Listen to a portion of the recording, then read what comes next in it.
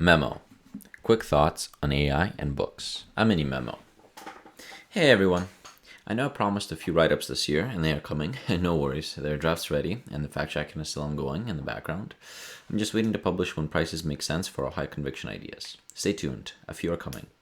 Other than that, this article, as well as the preceding article, the one published sequentially today or tomorrow, are rough, raw ideas that stem from my realization of a huge downfall, or, not to over-dramatize, a missed opportunity that will grow.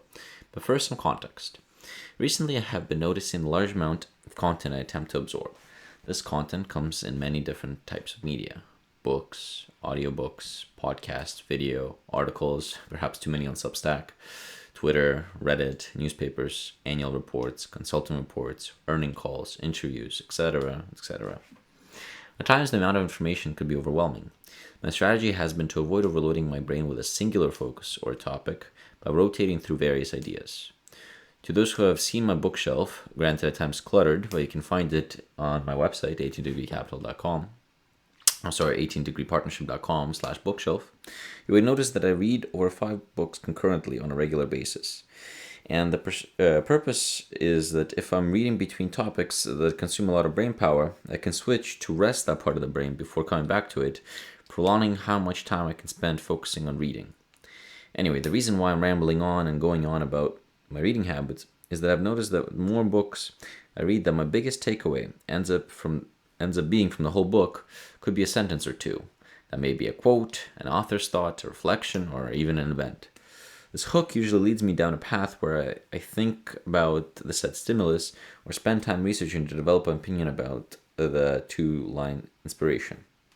The reason I'm highlighting this realization is that I've noticed a significant trend in how we consume information, or perhaps a shift to how we try to optimize our information consumption. With the rise of automated tools, many have taken to Blinkist, a book summary app, or AI text summaries, where you get the main thoughts of a book in about a 30-minute podcast, or tools along the lines as productivity tools.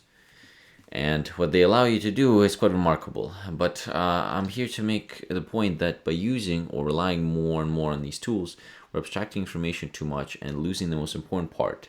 In my case, the 2-sentence thought-provoking line.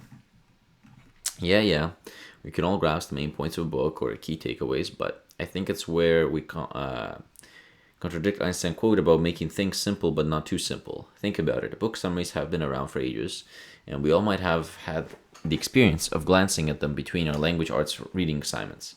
There's a reason why the summaries you read about the books in school don't convey everything and are more easily forgotten, at least for me. Just a thought about how this abstraction might distill thought, and a large proportion of the important realization could be lost as we machinize our thoughts.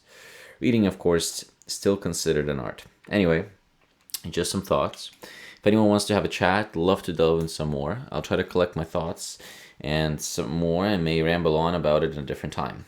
Hope everyone's doing well. Cheers. Daniel. P.S. I noticed a lot of Substack writers are using the notes section to highlight quotes they liked or that provoked them. I really like this idea, and maybe I'll make it easier for me to find them later on, so expect them to come out your way soon.